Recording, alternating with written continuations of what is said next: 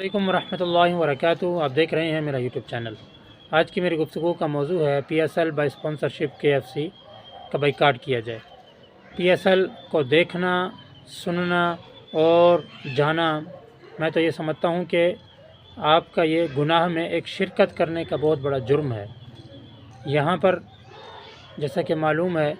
کہ فلسطین میں اسرائیل کا بڑھتا ہوا ظلم اور اسرائیل کی بمباری اور اسرائیل کی درندگی جو ہے ہر اخباروں میں، ہر میڈیا،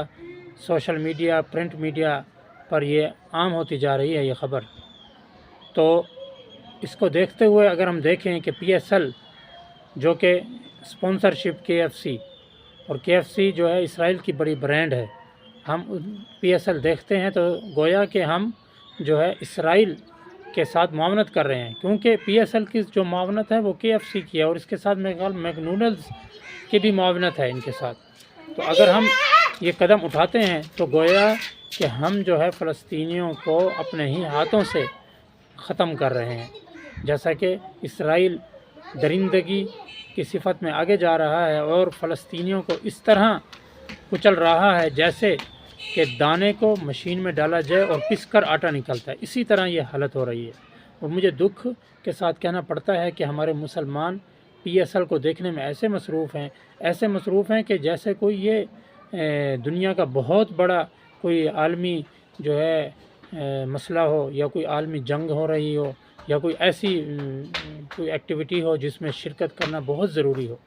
خدا کی قسم مسلمان دنیا کے کسی کونے میں بھی ہوگا، اگر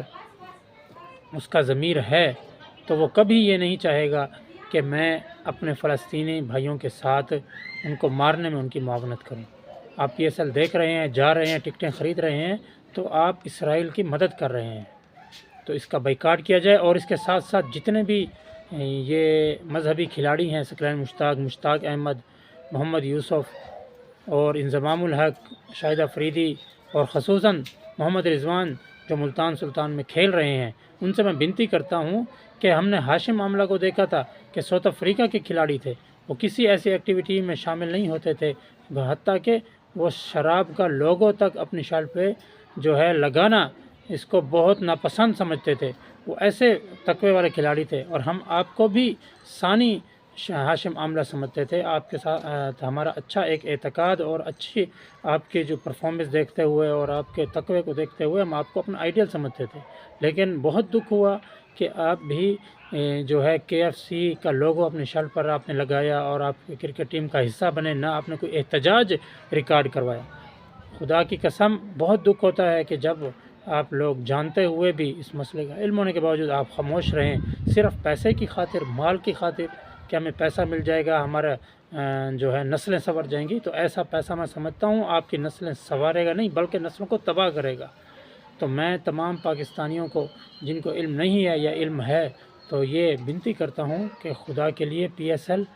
کا بھی بائیکاٹ کریں، کے ایف سی کا، اور جتنے بھی یہودیوں کی مصنوعات ہیں، جتنی بھی ان کی پروڈکٹ ہیں، ان کا تہ دل سے بائیکاٹ کیجیے۔ انشاءاللہ نیکسٹ ویڈیو کے ساتھ، نیکسٹ موضوع کے ساتھ دوبارہ حاضری ہوگی، تب تک کے لیے اللہ حافظ۔